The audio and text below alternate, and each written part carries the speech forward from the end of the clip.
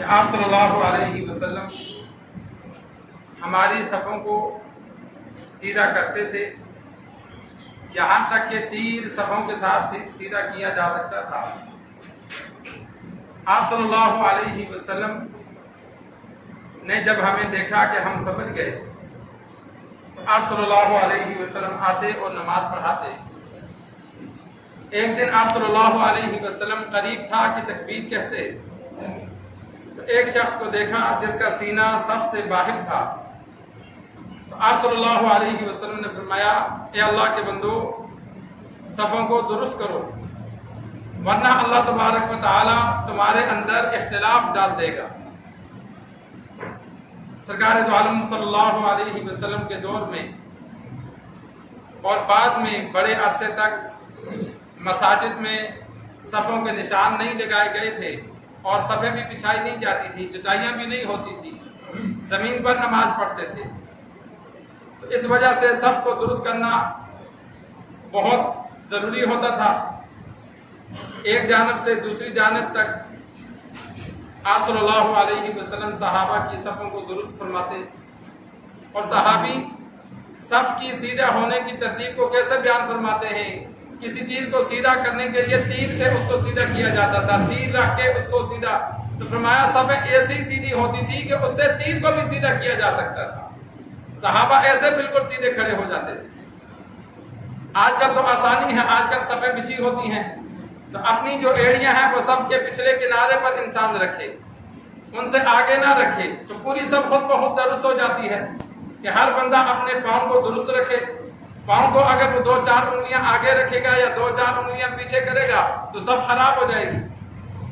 تو جو لکیر بنی ہوتی ہے، جو صف بچھی ہوتی ہے، اس کے پیچھے اپنے پاؤں کی ایڑیاں رکھے، پھر آگے سجدہ جہاں مرضی کرے، کئی لمبے ہیں کئی چھوٹے قد کے ہیں، کسی کا پاؤں بڑا کسی کا چھوٹا، ایڑیاں سب برابر ہونی چاہیے۔ اور دوسرا صف میں خلا نہ ہو، کندھا کندھے کے ساتھ ملا ہونا چاہیے۔ بیچ میں خلا ہو تو بیچ میں شیطان آتا ہے جو پھر انسان کے دلوں میں خیالات ڈالتا ہے، نماز کی طرف اس کو توجہ نہیں کرنے دیتا۔ ایک تو انسان ملا ہو، کندھے کے ساتھ کندھا ملا ہونا چاہیے، اور دوسرا یہ کہ انسان صف کو سیدھا رکھے۔ آپ صلی اللہ علیہ وسلم نے فرمایا، اگر صفوں کو سیدھا نہیں کرو گے تو اللہ تبارک و تعالیٰ تمہارے اندر اختلاف پیدا کر دے گا، کہ ظاہری طور پر جب تم سیدھے نہیں ہوگے تو اس کا یہ اثر ہوگا کہ دلوں میں بھی نفرت آ جائے گی۔ ظاہراً اگر تم درست ہوگے تو اللہ دل کو بھی درست کر دے گا۔ ظاہری اعمال انسان کے اچھے ہوں تو دل کے حال کو اللہ بہتر کرتا ہے، ظاہری اعمال ہمارے برے ہوں گے تو دل بھی برا ہو جاتا ہے۔ ظاہری اعمال کا اندرون خانہ پر اثر پڑتا ہے، تو ظاہر کو حکم ہے کہ انسان درست رکھے۔ اور اسی طرح جہاں تک مجبوری نہ ہو تو انسان صفوں کو ملا کے رکھے۔ صف میں سرکار دو عالم صلی اللہ علیہ وسلم نے فضیلت بیان فرمائی، کوشش کی جائے اگلی صفوں میں آ کے بیٹھا جائے۔ پہلی صف پر اللہ تبارک و تعالیٰ کی فرشتوں رحمت بھیجتے ہیں، آپ صلی اللہ علیہ وسلم نے 2 بار فرمایا اور دوسری صف والوں کے لیے تیسری بار فرمایا۔ تو انسان کوشش کرے کہ جب مسجد میں آئے تو اگلی صف میں بیٹھنے کی کوشش کرے، تاکہ بعد میں آنے والوں کے لیے پریشانی بھی نہ ہو، ان کے لیے بھی جگہ ہو۔ ہمارے اگلی صفیں خالی ہوتی ہیں، پیچھے بیٹھ جاتے ہیں، جس سے نمازیوں کو ایک دوسرے کے آگے سے گزرنا پڑتا ہے۔ اور اسی طرح جب نماز کھڑی ہونے لگے تو اگر صفیں درست نہیں ہیں تو خوشی سے بندہ آگے پیچھے ہو جائے۔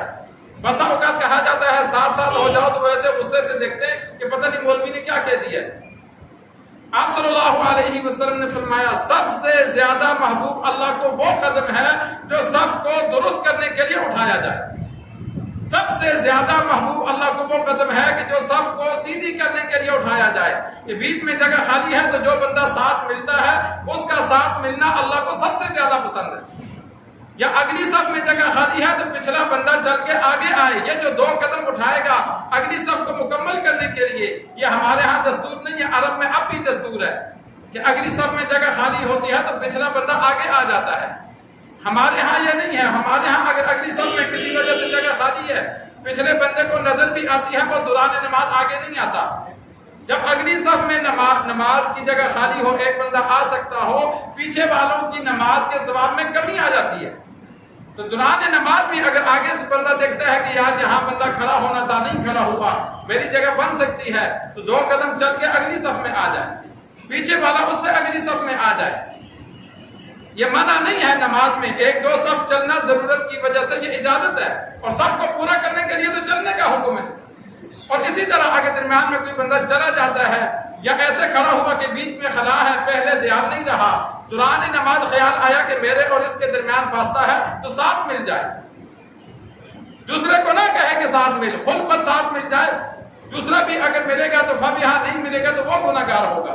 تو یہ سب سے محبوب قدم ہے جو انسان سب کو درست کرنے کے لیے اٹھاتا ہے، چاہے نماز سے پہلے اٹھائے چاہے نماز کے درمیان اٹھائے۔ اللہ تبارک و تعالیٰ سے دعا ہے اللہ تبارک و تعالیٰ ہمیں دین سیکھ کر سمجھ کر عمل کرنے کی توفیق عطا فرمائے۔